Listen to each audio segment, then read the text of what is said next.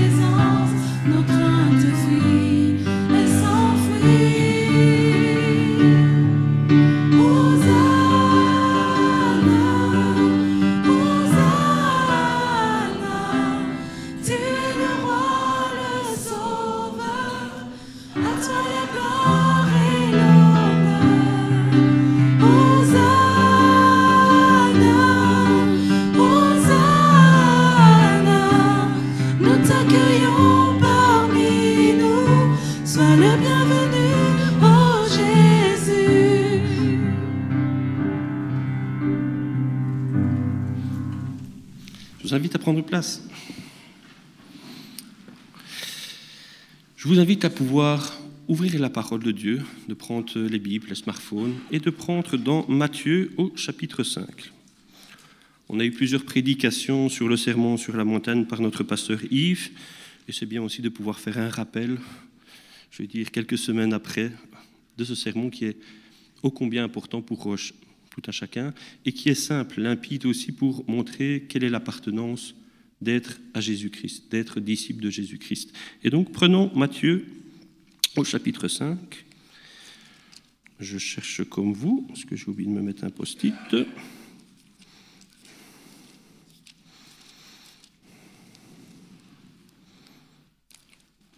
Voilà. Donc c'est le premier livre du Nouveau Testament, l'Évangile selon Matthieu. Et pourquoi aussi, entre autres, j'ai choisi cette lecture? Je pense que chacun d'entre nous, avec tout ce qui se passe aussi au niveau de l'actualité, on ne va pas commenter l'actualité, mais je pense en tant que chrétien aussi, on est bouleversé depuis plusieurs semaines par rapport aux différentes choses qui se passent. Avec la situation d'Israël et de Gaza, la situation de ce qui se passe aux États-Unis, la situation de ce qui se passe, on n'en parle pas beaucoup, en Afrique, en Asie, la persécution des chrétiens, encore dernièrement par rapport à ce qui s'est passé au Nigeria et au Congo. Et je pense que tout un chacun, on est avec Internet, avec les réseaux sociaux, on est au contact avec tout ce qui se passe dans le monde. Et ça nous touche, ça me touche, moi aussi personnellement, au quotidien. Et ce passage, voilà, au travers de différentes choses qui m'est arrivé dans la vie, ce passage m'aide à pouvoir me dire, ben voilà, là est ma place. Tout ce qui se passe dans le monde, tout ce qui se passe est haute, attention, prenez courage, je dois prendre courage. Et aussi, je dois être là pour mes proches, pour mon Église, pour ceux qui sont au plus proche de moi, sans chercher à essayer de changer le monde ou autre. Ça, c'est le travail du Seigneur et c'est le travail de chaque chrétien, de chaque personne et autre. Et donc voilà, prenons ce passage pour nous encourager de prendre force au travers de cela. Voyant les foules, Jésus monta sur la montagne, il s'assit et ses disciples vinrent à lui. Puis il prit la parole et se mit à les instruire. Heureux les pauvres en esprit, car le royaume des cieux est à eux. Heureux ceux qui pleurent, car ils seront consolés. Heureux ceux qui sont doux, car ils hériteront la terre. Heureux ceux qui ont faim et soif de justice, car ils seront rassasiés. Heureux ceux qui sont compatissants, car ils obtiendront compassion. Heureux ceux qui ont le cœur pur, car ils verront Dieu. Heureux les artisans de paix, car ils seront appelés fils de Dieu. Heureux ceux qui sont persécutés à cause de la justice, car le royaume des cieux est à eux. Heureux êtes-vous lorsqu'on vous insulte, lorsqu'on vous persécute, ou qu'on répand faussement sur vous toutes sortes de méchancetés à cause de moi. Réjouissez-vous et soyez transportés d'allégresse, parce que votre récompense est grande dans les cieux, car c'est ainsi qu'on a persécuté les prophètes qui vous ont précédés. Je leur ai dit, réjouissez-vous et soyez transportés d'allégresse, parce que votre récompense est grande dans les cieux, car c'est ainsi qu'on a persécuté les prophètes qui vous ont précédés. Au verset 13, c'est vous qui êtes le sel de la terre, mais si le ciel devint fade, avec quoi le salera-t-on? Il n'est plus bon qu'à être jeté dehors et foulé aux pieds par les gens. C'est vous qui êtes la lumière du monde. Une ville située sur une montagne ne peut être cachée. On n'allume pas une lampe pour la mettre sous le boiseau, mais on la met sur le porte-lampe et elle brille pour tous ceux qui sont dans la maison. Que votre lumière brille ainsi devant les gens, afin qu'ils voient vos belles œuvres et glorifient votre Père qui est dans les cieux. Jusque-là ce matin. Les différents chants choisis ce dimanche matin, je vais dire, nous vous tirent vers le fait de pouvoir glorifier le Seigneur et d'être attaché à ça, dans la joie, dans l'allégresse. Je vais laisser la place ensuite à Yves pour la présentation du petit Diego, mais juste avant, nous allons chanter un chant qui pour moi est aussi comme si on mettait un panneau de signalisation sur la route des chrétiens et des non-chrétiens. C'est le numéro 135, La vérité, le chemin, la vie. Il est très très simple. On le chante très peu. Je ne sais pas le groupe de louanges si vous l'aviez déjà répété avant et autres, mais voilà. On va essayer de le chanter, mais il est très simple, mais il est très clair. Je vous invite à pouvoir vous lever.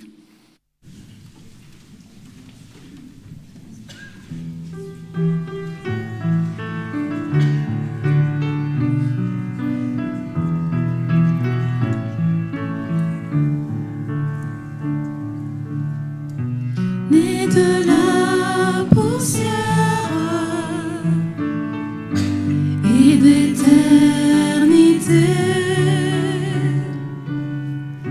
j'ai vu la lumière,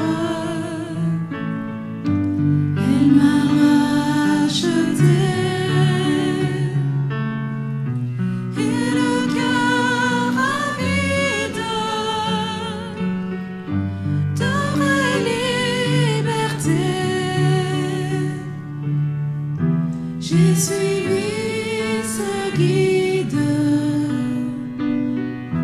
nommé vérité. Il est la vérité, le chemin et la vie. On ne vient au Père que par lui.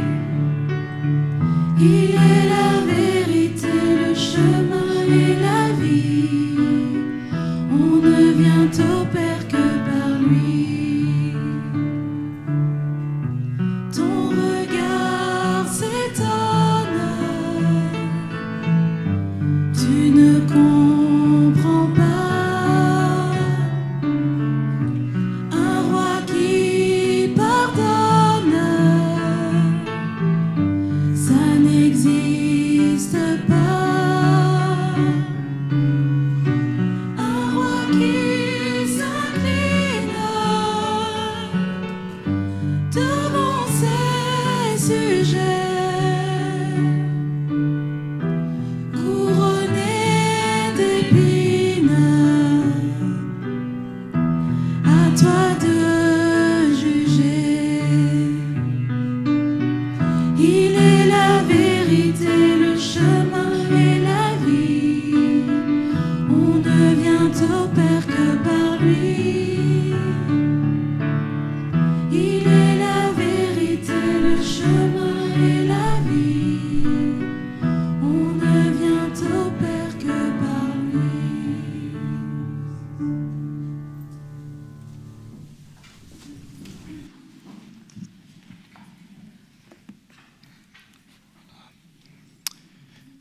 Frères et sœurs, bonjour.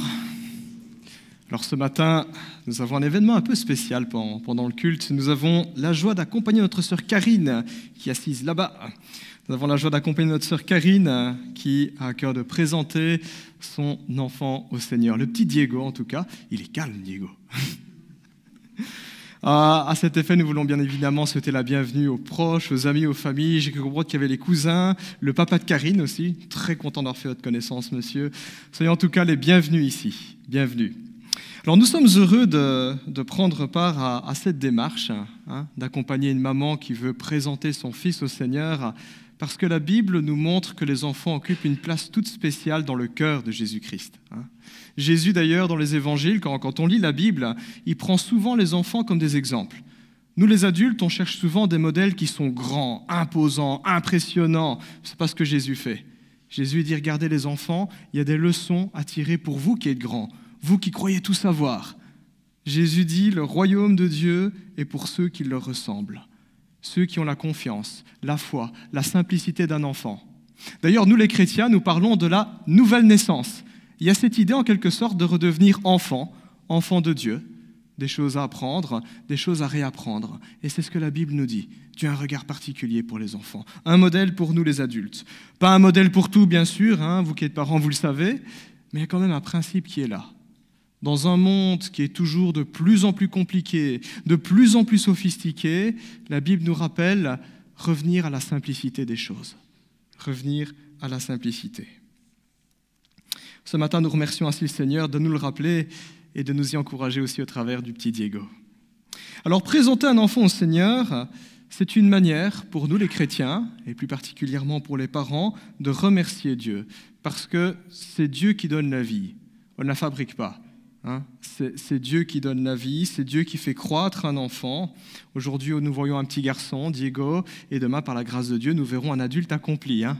T'imagines, Karine, tu arrives déjà à visualiser, hein, Diego a 20 ans, maman, j'ai mon appart, j'ai passé mon permis, j'ai mon travail. Alors, fierté, c'est ce qu'on souhaite en tout cas. Hein.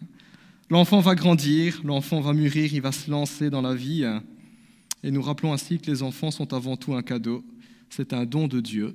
Et nous sommes responsables aussi de ce que nous faisons avec le cadeau. C'est une grande responsabilité d'être parent. Une noble tâche, mais aussi une tâche qui est difficile. Présenter un enfant, c'est aussi nous rappeler qu'un enfant, ce n'est pas une marchandise. Ce n'est pas un animal de compagnie. Hein. On ne prend pas un enfant simplement pour son bon plaisir ou pour s'accomplir personnellement. Un enfant, c'est un être en devenir que Dieu confie aux soins d'un papa et d'une maman pour un temps. Et la seule chose que nous, les parents, nous pouvons donner à nos enfants, c'est de l'amour, bien évidemment, mais ça se réduit à deux choses. Nous donnons à nos enfants des racines, une base solide, et puis nous leur donnons des ailes, les moyens, l'encouragement, le soutien et l'affection pour qu'ils puissent se lancer dans la vie. Et pour nous, chrétiens, nous croyons que la meilleure base qui soit pour bâtir sa vie, c'est Dieu, c'est ses promesses. Tout pourrait s'effondrer autour de nous, mais ses promesses sont là, sa présence est là.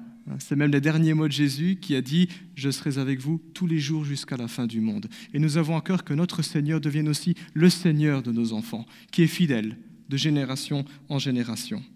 Et nous croyons aussi que c'est avec Dieu, sous sa tendre main, qu'on peut le mieux prendre son envol dans la vie, j'oserais dire. C'est le choix en tout cas de notre sœur Karine, qui a à cœur de suivre le Seigneur et qui désire élever Diego dans ses voies.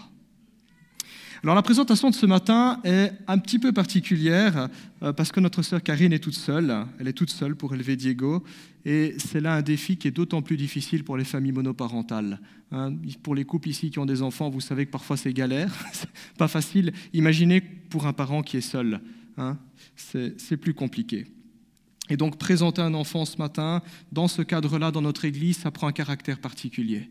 C'est aussi une manière, en tant qu'église de Marcinelle, de dire que les familles monoparentales ont leur place chez nous. Que les enfants qui sont issus aussi de ce genre de famille, ils ont de la valeur aux yeux de Dieu.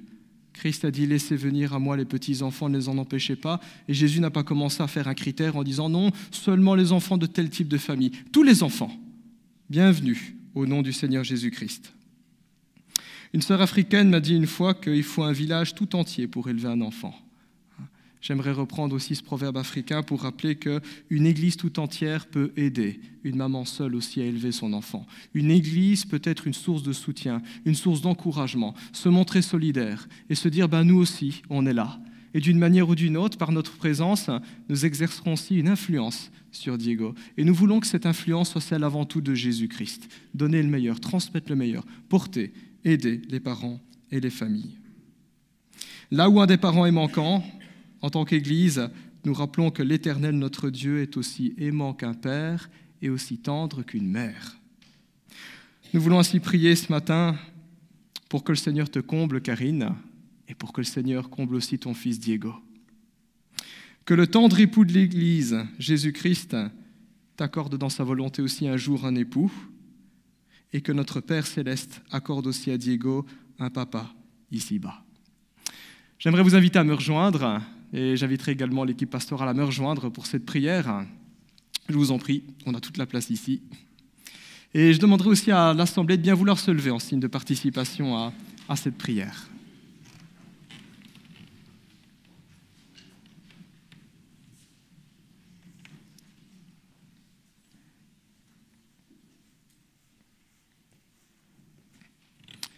Il est magnifique. Ça va, il n'est pas très timide. Hein. C'est quand on grandit qu'on réalise qu'on est devant autant de monde. Alors peut-être quelques mots encore juste avant de prier pour Diego et prier pour Karine. Nous voulons rappeler que dans notre Église, quand on présente un enfant au Seigneur, ce n'est pas un baptême. Hein. Pour ceux qui ont grandi dans l'Église catholique, on baptise les bébés. Ce n'est pas le cas chez nous, les protestants évangéliques, parce que nous croyons avant tout qu'un baptême, c'est un choix personnel. Et pour faire un choix personnel, il faut comprendre ce qu'on fait. Hein.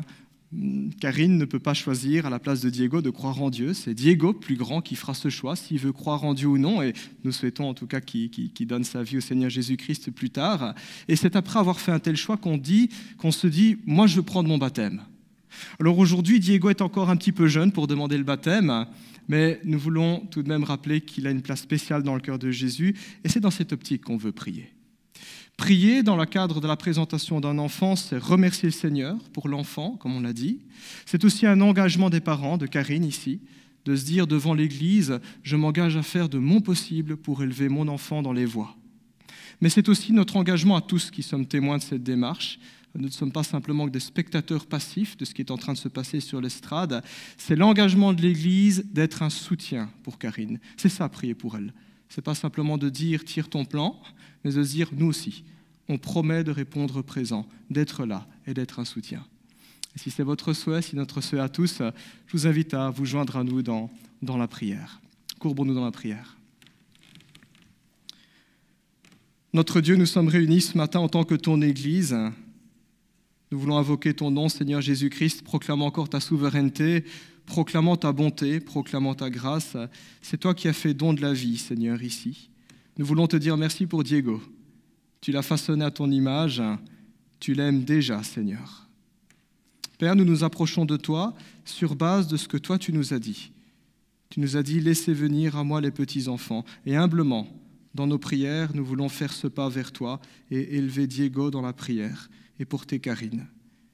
Nous te bénissons et quand nous voyons ce petit enfant, Seigneur, nous proclamons que tu es un Dieu sage, un Dieu glorieux, un Dieu délicat dans tout ce que tu fais et dans tout ce que tu crées. Nous voulons te prier pour Diego. Il est encore jeune aujourd'hui, il ne peut pas encore comprendre tout ce qu'il y a dans ce monde, tout ce qui l'entoure, mais nous voulons te demander dans son jeune âge, très tôt, de te révéler à lui. Nous te demandons une grâce, une bénédiction particulière. Nous voulons te demander que l'Évangile puisse faire son chemin dans son cœur. Et nous te demandons de le bénir. Seigneur, sois un soutien pour Karine. Tu vois qu'elle est seule pour élever cet enfant. Nous te demandons doublement, Seigneur, de lui accorder tes forces, ton amour, ta sagesse, que tu la bénisses, que tu lui accordes tes soins, Seigneur, que tu pourvoies aux besoins de ce foyer. Seigneur, nous voulons aussi te demander, dans ta grâce, que tu puisses combler notre sœur. En t'en voulu, accorde-lui un époux. Accorde aussi un papa à Diego. Comble, Seigneur. Tu es celui qui connaît les désirs de nos cœurs. Nous te prions aussi pour tous les ministères de l'Église, la garderie, l'école du dimanche, le club d'enfants, le club d'ados, le club de jeunes, tous ces ministères au travers, dans ta volonté, à travers lesquels Diego passera aussi. Te demandons de les bénir et nous voulons nous présenter à toi en tant qu'Église, en tant qu'instrument, en tant que personnes qui seront présentes pour soutenir notre sœur et pour aimer Diego aussi. Au nom de Jésus, nous te prions, Seigneur. Amen. Oui, Seigneur Jésus, merci pour la joie ce matin que tu nous donnes de nous rassembler ensemble en ton nom. Merci parce que tu es au milieu de nous ce matin. Et ce dimanche particulier, Seigneur, nous voulons te prier pour Diego, te le présenter à toi. Te prier aussi pour Karine, Seigneur. Merci pour cet enfant, Seigneur, que tu lui as donné. Merci de l'avoir tissé, Seigneur, dans le sein de sa mère, de lui avoir donné la vie. Seigneur, tu es avec lui dès le premier jour, même avant sa naissance, et tu seras avec lui jusqu'au dernier. Seigneur, nous te prions pour lui, te demandant que tu puisses le bénir, le garder, Seigneur, tout au long de sa vie, que tu puisses aussi te révéler à lui, Seigneur, et qu'il puisse un jour prendre la bonne décision, t'accepter comme Sauveur et Seigneur pour sa vie. Seigneur, que tu puisses le bénir richement. Nous te remettons aussi sa maman, Seigneur, au trône de ta grâce, que tu puisses l'accompagner aussi dans les jours qui viennent pour pouvoir élever, conduire cet enfant aussi vers toi. Seigneur, que tu puisses être son aide au quotidien. Merci de la bénir aussi. Et puis nous te prions pour chacun de nous, que nous puissions aussi être des exemples, Seigneur, pour cet enfant, que nous puissions l'aider et le conduire aussi vers toi, par nos paroles, par nos actes, Seigneur, et que tout soit fait pour ta gloire et ta gloire seule. Nous te remercions et nous te prions au nom de Jésus. Amen. Amen. Oui, notre Dieu, notre Père, nous voulons te remettre le petit Diego entre tes mains, que tu le gardes, Seigneur, que tu le fasses grandir dans la foi, Père. Te remettons aussi Karine, sa famille, ses amis entre tes mains, qui sont présents aujourd'hui et que peut-être ils entendent parler de la première fois du nom de Jésus. Seigneur, nous voulons te remettre le petit Diego, Seigneur, que tu le fasses grandir, Seigneur, dès le plus jeune âge, dans la garderie, à l'école du dimanche, les amis du samedi, les ados, les jeunes. pour qu'il entende dès le plus jeune âge, Père, parler de ton nom, Jésus, le nom qui sauve, Père. Nous voulons te le remettre entre tes mains, Seigneur. Nous voulons vraiment que tu le fasses grandir, Père, et que tu lui donnes l'assurance que tu seras avec lui dans les bons moments et dans les moments les plus difficiles, Père, mais nous pouvons compter sur ta fidélité. Dirige toutes choses, Père, pour Diego et sa famille. Dans le nom de Jésus, nous te le demandons. Amen. Amen. Je pense qu'on peut applaudir notre sœur.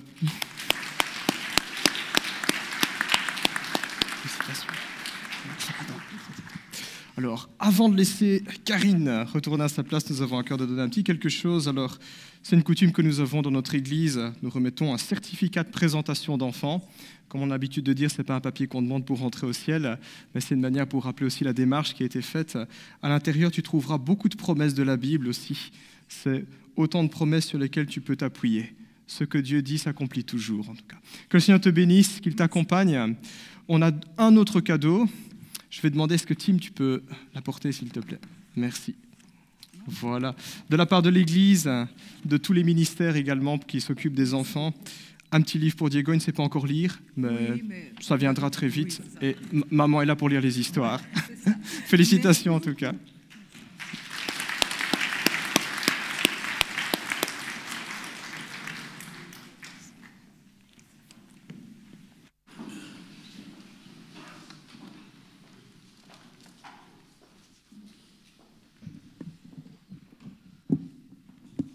Voilà, je reprends place, mais juste après, je la redonne à Yves pour la prédication.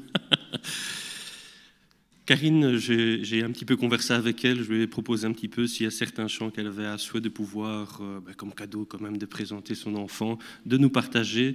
Et il y a 2 chants, il y en a un qui viendrait un peu plus tard, mais il y en a un qui lui tient particulièrement à cœur, c'est le numéro 1133, « Je suis dans la joie ». Donc je vous invite à pouvoir vous lever. On passe par un moment de joie, déjà d'être rassemblés tous ensemble, chaque dimanche matin, il y a différents moments, mais encore plus avec un moment de présentation qui nous rappelle que tous, en tant que parents, en tant que famille, en tant qu'amis des enfants et en tant qu'Église, mais on doit être dans la joie d'avoir cette opportunité de s'occuper des enfants et de pouvoir être dans la joie au travers de notre Seigneur Jésus-Christ. Je vous invite à chanter ce chant avec allégresse.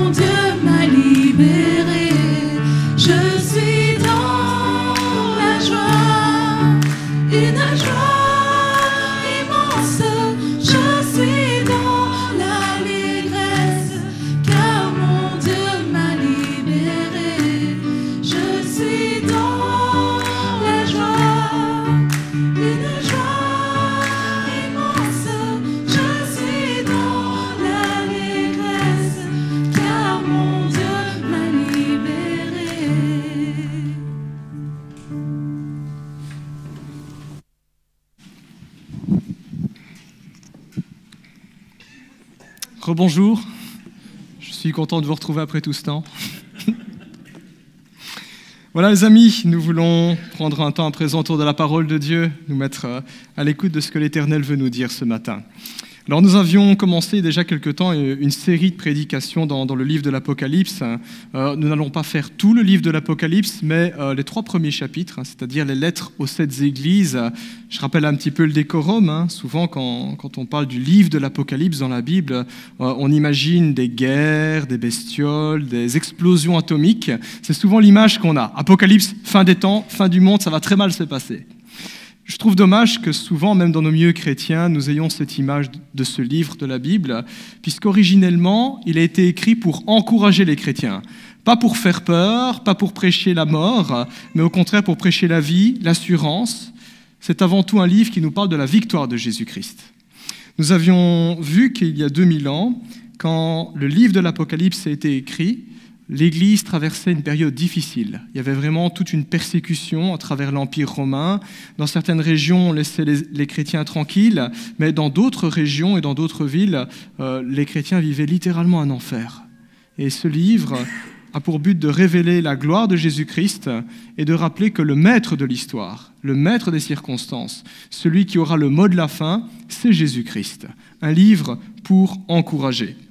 Alors le livre débute par une révélation du Christ et par une série de lettres qui sont envoyées à 7 églises. Nous avons vu que historiquement, ce sont des églises qui ont vraiment existé, un petit peu comme ici, on a une église à Marcinelle. Là, il y a une église pour la ville d'Éphèse, la ville de Smyrne, la ville de Pergame. Et chacune de ces églises était à l'époque confrontée à une situation très particulière. Et Jésus donnera quelques mots. Des mots pour encourager, ou parfois des mots pour corriger, pour reprendre, parce que ce qui se passait dans les églises n'était pas toujours correct. Donc nous aurions tort de croire que nos églises sont parfaites, tout le monde est beau, tout le monde est gentil. Le Seigneur, à travers sa parole, invite chaque chrétien à se remettre en question et à se dire que tiens, aujourd'hui aussi dans ma vie, il y a peut-être des choses à revoir. Il y a des domaines dans lesquels Dieu encourage et des domaines où Dieu nous aime suffisamment pour nous parler vrai. Pas dans le but de nous enfoncer, mais qu'on puisse corriger le tir. Un petit peu comme un médecin, quand il nous dit « vous avez telle maladie », ce n'est pas pour nous enfoncer, mais c'est pour identifier ce qui ne va pas, pour apporter le remède. Alors nous étions arrivés à Apocalypse chapitre 2, et nous lirons à partir du verset 12, « Lettre à l'église de Pergame ». Alors nous allons lire cette lettre, et après quoi nous aurons quelques explications, parce que vous allez voir, ce n'est pas toujours facile à comprendre, et donc c'est toujours intéressant de redécouvrir le contexte. Et en général, le texte s'éclaire tout seul. Apocalypse chapitre 2, versets 12 à 17, lettre à l'église de Pergame. Écrit à l'ange de l'église de Pergame, voici ce que dit celui qui tient l'épée aiguë à 2 tranchants. Je connais tes œuvres et l'endroit où tu es établi. Là se trouve le trône de Satan. Tu es fermement attaché à mon nom, et tu n'as pas renié la foi en moi, même durant les jours où Antipas, mon témoin fidèle, a été mis à mort chez vous, là où Satan est établi. Mais j'ai certaines choses contre toi. Tu as là des gens attachés à la doctrine de Balaam, qui enseignait à Balak à tendre un piège aux Israélites pour qu'ils mangent des viandes sacrifiées aux idoles et se livrent à l'immoralité sexuelle. Ainsi, toi aussi, tu as des gens attachés de la même manière à la doctrine des Nicolaïtes. Repens-toi donc, sinon je viendrai bientôt à toi, et je les combattrai avec l'épée de ma bouche. Que celui qui a des oreilles écoute ce que l'Esprit dit aux églises. Au vainqueur, je donnerai à manger de la manne cachée, et je lui donnerai un caillou blanc. Sur ce caillou est écrit un nom nouveau que personne ne connaît, si ce n'est celui qui le reçoit. Amen. Jusque-là, la lecture. Je vous invite à prier. Notre Dieu, nous voulons te dire merci pour la vie qui nous est prêtée et nous voulons te dire merci pour ta parole. Tu es un Dieu qui parle parce que tu es un Dieu qui veut être en relation avec nous, qui veut te faire connaître. Nous voulons nous présenter encore à toi ce matin et te demander de nous accorder des oreilles attentives pour comprendre ce que tu veux nous dire, de regarder dans la direction là où tu veux nous montrer, Seigneur Dieu, ce qui a à être révélé. Donne-nous un cœur pour comprendre. Nous confessons que notre intelligence est limitée. Et bien souvent, Seigneur, devant la Bible, nous avons tellement de questions. Nous te demandons d'apporter réponse, que tu aies la liberté, Seigneur, de nous apporter les encouragements là où nous avons besoin d'être encouragés, que tu nous fortifies là où il y a de la faiblesse dans notre vie, et que dans ton amour aussi et dans ta douceur, tu nous reprennes là où nous nous trompons. Au nom de Jésus. Amen. Lettre à l'église de Pergame, où j'aurais pu donner un autre titre à ce message, lettre à une église qui s'est compromise. On a déjà vu l'église d'Éphèse, dont le problème était l'amour, une église où il n'y avait plus d'amour, plus de chaleur, plus d'attachement à Dieu, plus d'attachement fraternel. On a parlé de l'église de Smyrne, dimanche, il y a 2 semaines. C'était une église qui était persécutée, qui souffrait. Et ici, l'église de Pergame, une église qui s'est compromise. Alors d'après Jésus au verset 13, et il le dira même 2 fois, il va enfoncer le clou, il va insister sur ça, Jésus dit que c'est une église qui est implantée où, je cite, « là se trouve le trône de Satan ». Quand même, c'est pas rien à dire ça. Autrement dit, l'église de Pergame est en plein cœur du territoire ennemi, par-delà les lignes de contact, j'oserais dire. Alors quand on lit un passage pareil, on serait tenté de dire, pour un chrétien, il n'y a pas pire endroit qu'être là où se trouve le trône de Satan. Mais en réalité, il est plus juste de relever qu'il n'y a pas plus grande menace pour le diable que là où des chrétiens fidèles se trouvent, là où son pouvoir se fait le plus sentir. Pergame apparaît dans notre passage un peu comme une forteresse spirituelle. C'est un lieu stratégique depuis lequel le diable exerce son influence dans la vie des habitants et de toute la région. Un lieu stratégique. Alors, qu'est-ce qui faisait de Pergame un lieu stratégique ? Bien, la Bible ne le précise pas, c'est simplement en s'intéressant à l'histoire et à l'archéologie qu'on comprend pourquoi Dieu appelle Pergame le trône de Satan. Eh bien, Pergame, il y a 2000 ans, était la capitale d'Asie mineure. C'était le chef-lieu du pouvoir impérial. C'est un petit peu comme pour nous les Belges, Namur. Namur est le centre du pouvoir de la région wallonne. Eh bien, Pergame, c'est ça. Il y a une province, l'Asie mineure, c'est le centre du pouvoir impérial. D'ailleurs, bien avant que les Romains s'y installent, Pergame, pendant des siècles, avait été la capitale de dynasties très puissantes. Des rois très puissants y avaient régné. Et la particularité de ces rois qui avaient régné à Pergame, c'est qu'ils avaient instauré un culte de la personnalité. Les citoyens étaient obligés de vouer un culte au roi. Alors, quand les Romains ont pris le contrôle de la région, ils se sont simplement contentés de récupérer tout ce qui existait déjà dans cet endroit-là. Ils en ont fait le centre du pouvoir impérial et ils ont instauré non plus le culte des rois de l'époque, mais le culte de l'empereur, le culte impérial qui était déjà répandu partout dans l'Empire romain. Pour les habitants de la ville, ça n'a pas choqué. C'est ce qu'ils avaient déjà l'habitude de faire. On change de roi, on va prier quelqu'un d'autre. Là, on passe à un empereur, c'est encore plus puissant, plus grand, on fera des temples à l'empereur. Et c'est comme ça que les habitants de Pergame avaient construit pas un temple à l'empereur, mais 3 temples à l'empereur. Ça, c'était de la vénération, 3 temples. Il y avait un temple à la gloire de l'empereur Auguste, un autre à la gloire de Trajan, et un autre à la gloire de Septime Sévère. Voilà, les citoyens de Pergame voulaient montrer qu'il y avait une vraie dévotion par rapport à Rome, par rapport à leur nouveau chef, le nouvel empereur. Pour beaucoup d'habitants dans la ville, ce culte était plus un geste religieux qu'une vraie dévotion. Tout le monde savait que l'empereur, c'était juste un être humain, il vit, il meurt, il peut tomber malade, c'est pas un dieu, mais c'était un geste politique. C'est nos chefs, ils nous gouvernent, c'est leur loi, on les respecte.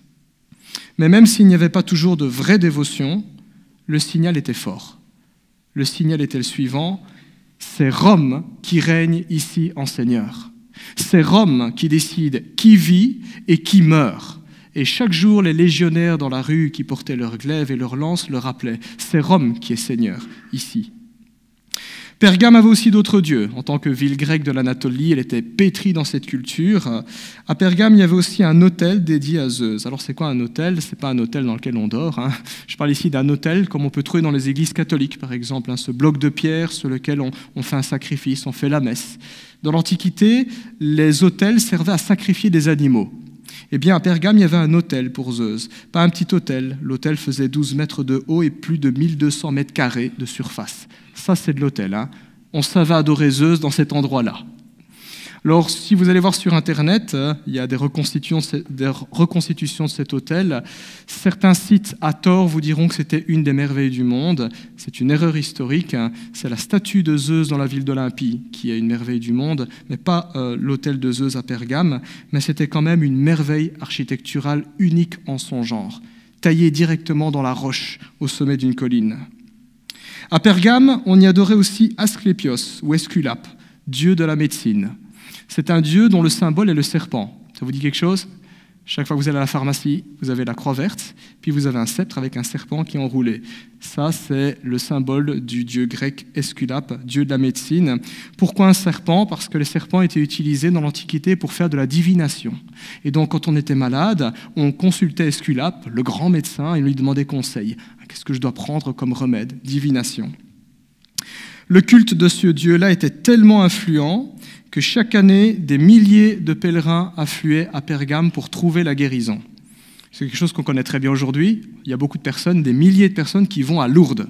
Eh bien, il y a 2000 ans, on n'allait pas à Lourdes, on allait à Pergame pour consulter, pas la Vierge, mais pour consulter Esculape. Avec ça, les habitants de Pergame avaient aussi un temple à la déesse Athéna, bien évidemment, ainsi qu'au dieu Dionysos, dieu du vin, dieu de la fête, dieu des comédiens, et bien d'autres dieux encore. Les dieux de Rome, les dieux romains, voilà. Les habitants de Pergame voulaient être sûrs d'être bénis, donc on va adorer tous les dieux. Voilà, c'était comme ça que ça fonctionnait. Bref, dans la région, Pergame était un haut lieu de l'idolâtrie, haut lieu de la magie, au lieu du pouvoir impérial.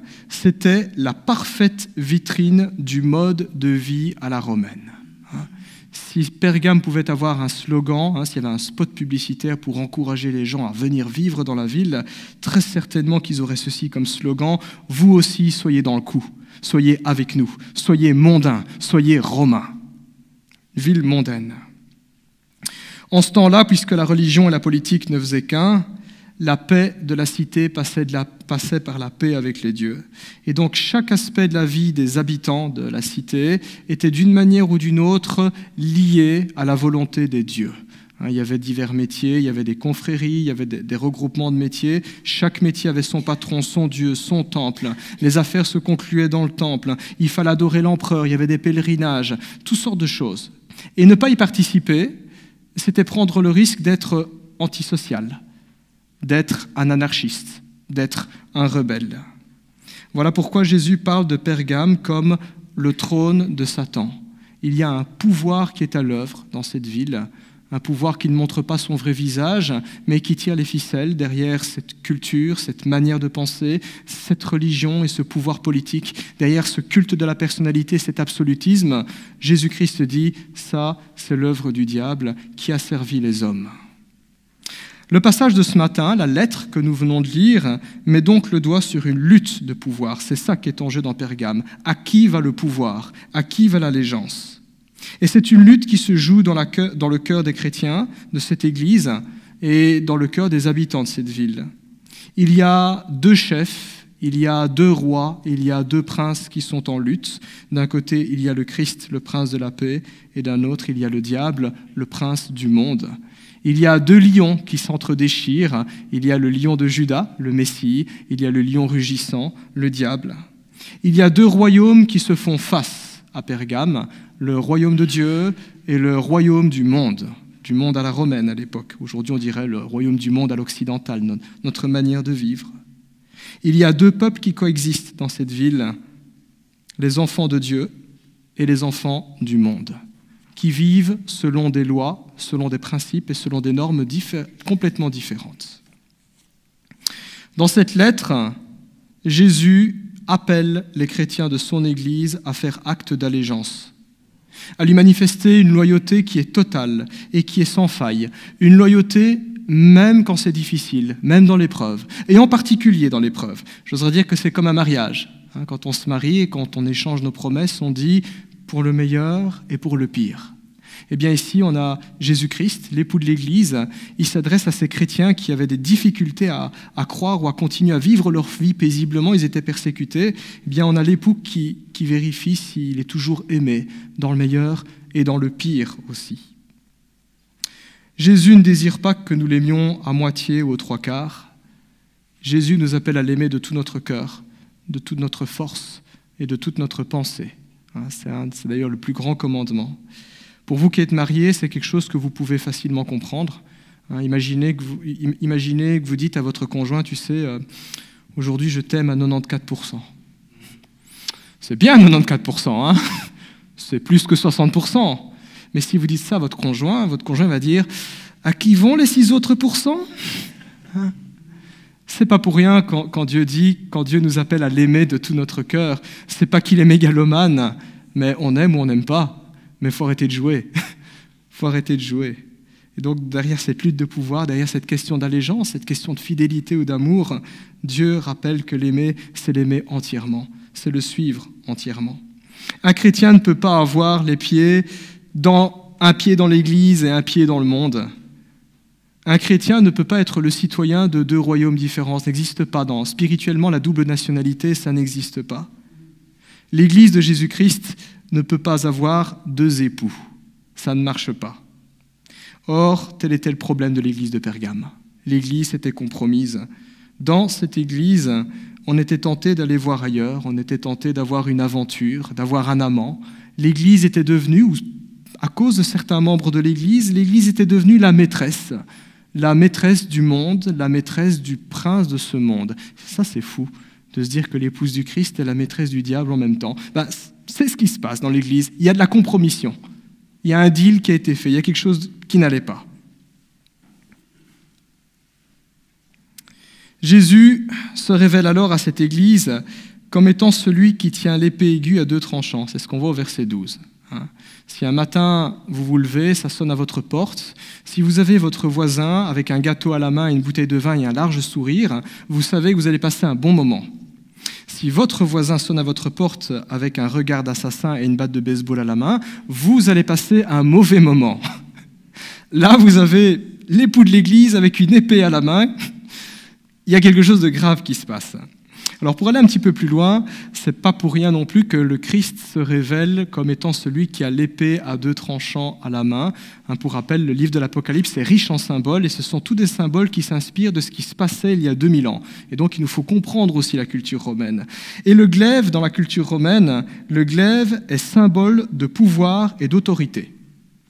Les empereurs, qui étaient considérés comme l'autorité suprême, remettaient un glaive aux notables les plus loyaux.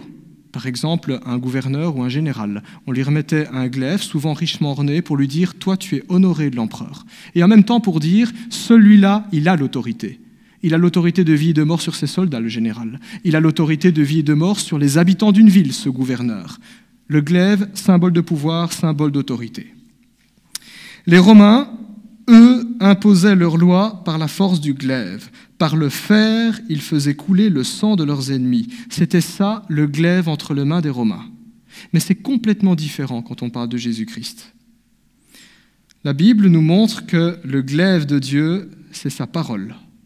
Et elle nous montre que Jésus-Christ, lui, ne fait pas couler le sang de ses ennemis, mais Jésus, lui, fait couler son propre sang à la croix pour sauver ses ennemis. Ce n'est pas le même pouvoir, ce n'est pas le même maître, ce n'est pas la même autorité. Quand on parle de la parole de Dieu comme d'un glaive, comme symbole de la puissance et de l'autorité de Dieu, la Bible nous montre que c'est par sa parole que Dieu a créé le monde. Il appelle à l'existence ce qui n'était pas. C'est par sa parole que Dieu sauve les pécheurs et qu'il les interpelle, qu'il les appelle à venir à lui. C'est par sa parole que Dieu vivifie notre âme. Quand ça ne va pas et qu'on reçoit une parole du Seigneur à travers la Bible, un encouragement, une promesse, notre âme est vivifiée. C'est par sa parole également que Dieu transforme notre vie. Et c'est aussi par sa parole que Dieu accomplit tous ses décrets et ses terribles jugements. Le prophète Ésaïe Dieu dira par la bouche du prophète Ésaïe que sa parole ne revient pas à lui sans avoir accompli ce pourquoi elle a été envoyée. Ça, c'est comme ça qu'il est notre Dieu. Quand Dieu parle, ce n'est jamais un coup d'épée dans l'eau, tout simplement. Et il y en a un encouragement pour nous les chrétiens. Si ce n'est jamais un coup d'épée, ça veut dire que toutes les promesses de Dieu sont vraies. Elles s'accompliront. Tout pourrait changer, tout pourrait passer, tout pourrait s'oublier autour de nous. Ce n'est pas le cas de Dieu par rapport à ses promesses, il ne les oublie pas. Et en même temps, si la parole de Dieu est si puissante, eh bien ça veut dire que tous ces avertissements et ces menaces doivent être pris au sérieux. Un prédicateur disait, et j'avais trouvé ça pas mal, on lui avait demandé pourquoi vous croyez à la Bible. Il a répondu, c'est très simple, vous faites comme ça. Tout ça, ça c'est déjà accompli, et ça c'est l'Apocalypse, ça va s'accomplir. Il dit, je pense que ce n'est pas fou de croire. Cette parole s'accomplit, elle est certaine. Qu'on y croit, qu'on n'y croit pas, qu'on est d'accord, qu'on n'est pas d'accord. Dieu a des plans et il les déploie. Ainsi, en se présentant glaive à la main, Jésus rappelle qu'il est le seul Seigneur. Il est un Seigneur qui ne partage pas son pouvoir. Il est un mari qui ne partage pas sa femme. Tout autant lui est fidèle, tout autant il appelle les chrétiens à lui être fidèles. Il est sans égal, il est sans rival. L'Église et les chrétiens ne doivent pas l'oublier, et Rome ne doit pas l'oublier. Quand Christ a prononcé ces paroles, Jésus savait que Rome passerait comme tous les autres empires, mais que Dieu resterait et que l'Église serait toujours là. Effectivement, 2000 ans plus tard, nous lisons ce texte-là, l'Empire romain, il n'en reste plus que des vestiges qu'on peut visiter. Et demain, l'Église sera encore là quand les royaumes, les pays, les puissances et les civilisations vont se succéder sur terre. Puisque Jésus-Christ est Seigneur, les chrétiens ne devraient pas trembler devant Rome. Et les chrétiens ne devraient pas non plus se laisser séduire par les plaisirs et le mode de vie qu'elle promeut, ce mode de vie idolâtre, ce mode de vie immoral, ce mode de vie qui dit « cours après le plaisir, c'est ça le bonheur », ce mode de vie qui est une succession de désirs, satisfaction, lassitude. Je veux quelque chose, je l'ai, j'en suis satisfait, je m'en lasse, je veux autre chose. Vanité, ça tourne en rond. Au fond, l'être humain n'est jamais satisfait. Nous ne devrions ni trembler devant le monde, ni nous laisser séduire par le monde, parce que c'est ainsi que le diable cherche à nous faire plier le genou. Le diable procède de cette manière-là, de gré ou de force. De gré, il nous séduit par ses tentations et par ses pièges. De force, il nous soumet à la pression de la persécution, la haine de la société. Et c'est ce que l'Église de Pergame vivait. Séduite d'un côté, de gré, et persécutée de l'autre. Vous avez ainsi, au verset 13, si vous regardez, un chrétien du nom d'Antipas qui est cité et qui a été mis à mort dans cette ville. La Bible ne dit pas les circonstances précises. C'est en lisant dans les pères de l'Église, les chrétiens de l'époque, les premiers théologiens dont certains ont été témoins qui précisent ce qui s'est passé. Et nous savons, en collectant ces informations, qu'Antipas était à l'époque un responsable de l'église de Pergame. On ne sait pas si c'était un ancien, un pasteur, un diacre, aucune idée, mais en tout cas, il occupait des fonctions dans cette église. Il a été arrêté par les autorités et il a été prié de renier sa foi en Jésus-Christ. On lui a ordonné de confesser que c'est César l'empereur, d'offrir un sacrifice à l'empereur et de jurer par le génie de l'empereur, sous peine de mort. On aurait tendance à dire, mais ils étaient fous il y a 2000 ans. Si vous regardez en Corée du Nord, c'est ce que le dictateur là-bas, Kim Jong-un, fait. Il est vénéré comme un dieu. Là-bas, on enseigne à la population qu'il a gagné le Tour de France. Quand il est né, il y a une étoile qui est apparue dans le ciel, que c'est lui qui a inventé les hamburgers, etc. Si vous informez, c'est à mourir de rire. Mais la population, il y a un endoctrinement à ce niveau-là. Notre leader est un dieu. Et c'est ce qu'on a fait, Antipas. On lui a dit, tu vas vénérer l'empereur. Comme beaucoup, Antipas aurait pu le faire sans réelle conviction. Je reconnais l'empereur comme un dieu de ma bouche, mais pas de mon cœur. C'est ce qu'Antipas aurait pu faire. Mais voilà, être chrétien, c'est être vrai. Je me le dis à moi-même, et je le dis à chacun d'entre nous. Être chrétien, c'est être vrai dans la sphère publique, au milieu de la société, quand elle nous regarde, quand on casse du sucre sur les protestants évangéliques comme on l'a fait en France cette semaine. Être chrétien, c'est être vrai. C'est agir et c'est vivre en accord avec nos convictions, en actes et en paroles. Si nous confessons dans la sphère publique que Christ est Seigneur, si nous avons pignon sur rue avec nos temples, il ne peut pas en être autrement dans notre façon de vivre publique. Sinon, notre lumière s'éteint. Sinon, nous laissons le diable remporter ce combat. Comme Tim nous l'a lu dans le Sermon sur la montagne, vous êtes la lumière du monde. Quand les chrétiens se disent « nous devons le cacher », on éteint cette lumière. Nous agissons comme des lâches ou comme des hypocrites. Ainsi, Antipas fut condamné à mort. Pour la petite histoire, il était condamné au supplice du taureau. Alors, si vous ne savez pas ce que c'est, le supplice du taureau est un supplice qui était inventé dans l'Antiquité par les Grecs. C'est un moyen qui consistait à mettre à mort quelqu'un en se servant d'une statue en bronze qui était creuse, sous laquelle on allumait un feu. Et dans cette statue, il y avait une petite porte dérobée sur le côté. On enfermait le supplicié et il mourait littéralement à petit feu. Pour vous dire le sadisme de ce supplice, les Grecs avaient fait en sorte qu'il y ait un système acoustique, de telle sorte que depuis l'extérieur, les hurlements ressemblaient à des mugissements. Ainsi, cet instrument de mort est en même temps une œuvre d'art sur la place publique, pour vous dire la cruauté et le sadisme. Jésus parle d'Antipas comme son témoin fidèle. Il y a là aussi un détail qui est important pour nous aujourd'hui, les chrétiens. En grec, duquel sont traduits nos Bibles, le Nouveau Testament en français, en grec, le mot témoin, martyr, martyros, est le même qui a donné martyr. On voit très bien la racine grecque ici. Quand Jésus dit, notamment dans Actes 1:8, « Vous serez mes témoins », nous parlerons de ce que nous avons vu, de ce que nous avons entendu par rapport à Jésus. Quand Jésus dit « Vous serez mes témoins », ça peut aussi littéralement se traduire par « Vous serez mes martyrs ».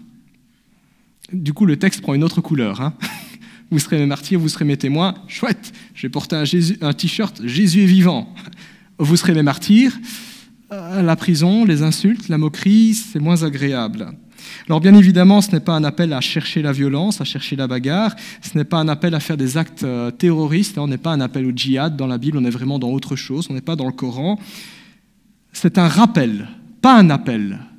C'est un rappel que vouloir vivre en chrétien, sincèrement, ça coûte. Et ça coûte quoi?